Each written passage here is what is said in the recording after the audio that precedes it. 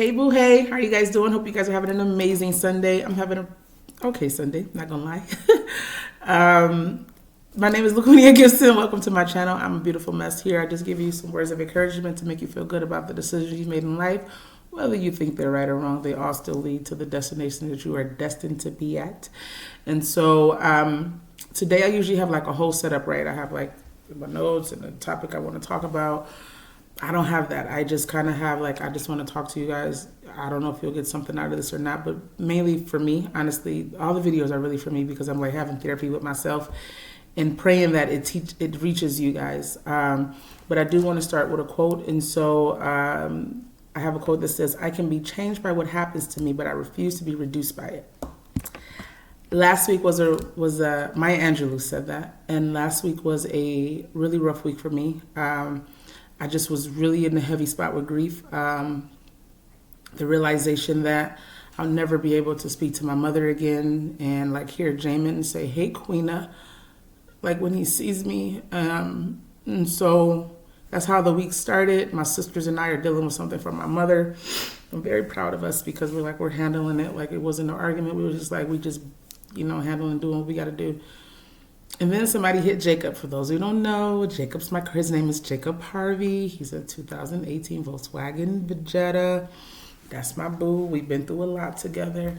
And so somebody hit Jacob. He was just sitting there taking a nap at school, waiting for me to get off.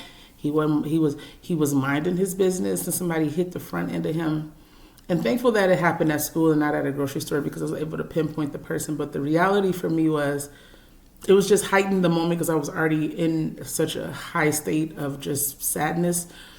Like I couldn't, the person I would have called first, like in my mind, I was searching like, do I call my sister? Do I call my aunt? Do I call my friends? Do I call my cousin? And the person that I wanted to call was my mother. And I couldn't. And so, because she would have been the first person,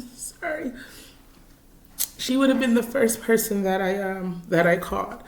And so like that really just made me so mad. And so everything that happened to me after that, and my kids were on 1,000, just everything last week just felt so hard and so rough and so tough. And it felt like I just wasn't going to get through it. And I just wanted to just curl up in the ball and just stay in the bed.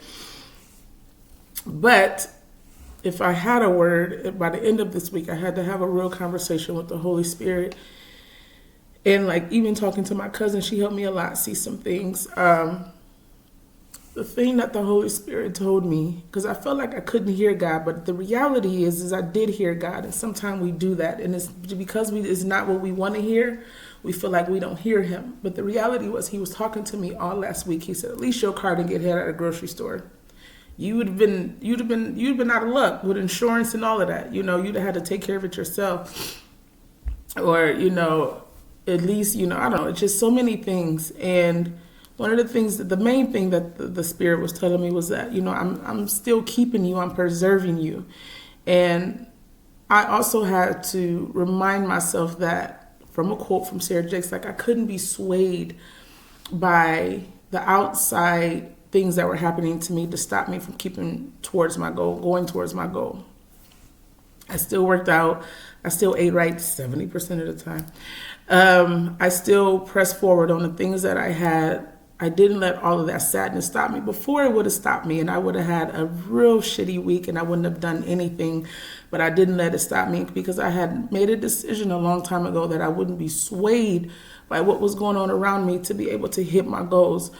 But I'm here to tell you, it was so hard. It was really hard last week because I